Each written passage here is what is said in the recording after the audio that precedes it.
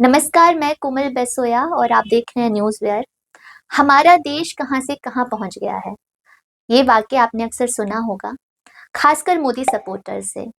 जब भी मोदी जी के कामों को लेकर कभी बात की जाती है कि उन्होंने क्या काम किए, तो उनका यही जवाब होता है कि देखें, आज भारत कहाँ से कहाँ पहुँच गया।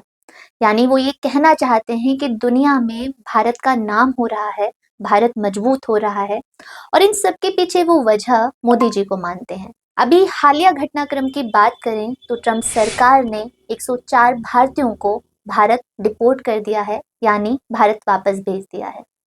ट्रंप सरकार ने अवैध रूप से अमेरिका में रहने वाले भारतीयों पर यह कार्रवाई की है, लेकिन जिस तरह से यह कार्रवाई की गई है वह किसी भी देश के लिए शर्मनाक है। अमेरिका के आर्मी जहाज से इन लोगों को अमृतसर एयरपोर्ट पर डिपोर्ट किया गया। किसी भी देश की सरजमी पर किसी दूसरे देश के आर्मी जहाज का उतरना शर्मनाक माना जाता है। आप देखें कि कोलंबिया जैसे छोटे से देश ने अमेरिका को कड़े शब्दों में कहा कि अपने नागरिकों को हम खुद लेकर आएंगे, आपका आर्मी का जहाज यहाँ नहीं उतर सकता। लेकिन वहीं दूसरी तरफ मोदी जी इस संदर्भ में मौन रहे। उन्होंने सब कुछ चुपचाप स्वीकार कर लिया। यहाँ तक कि विदेश मंत्रालय की तरफ से भी कोई प्रतिक्रिया नहीं आई।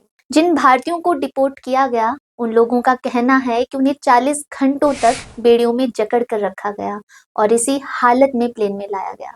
यहाँ तक कि शौच जाने के दौरान भी उन्हें अपनी बेड़ियां खोलने की अनुमति नहीं दी। अब आप समझें कि हमारे देश के नागरिकों के प्रति ऐसा असम्मानजनक व्यवहार कितना निंदनीय है।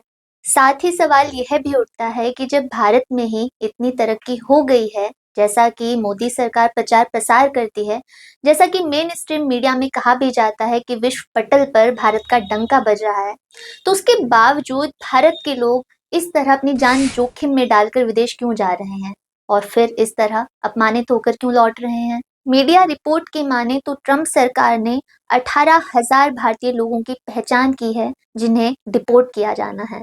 प्यू रिसर्च के आंकड़ों के मुताबिक अमेरिका में 7 लाख से ज्यादा भारतीय अवैध रूप से रह रहे हैं। अब आप देखें, ये हो गई है हमारी स्थिति और यहाँ पहुंच गए हैं हम। लेकिन हमें कोई फर्क नहीं पड़ेगा। फर्क इसलिए नहीं पड़ेगा क्योंकि एक बार फिर हमें किसी एक समुदाय के खिलाफ घुट्टी दे दी जाएगी और so called main stream media से लेकर व्हाट्सएप यूनिवर्सिटी तक किसी को महान घोषित कर दिया जाएगा। धन्यवाद।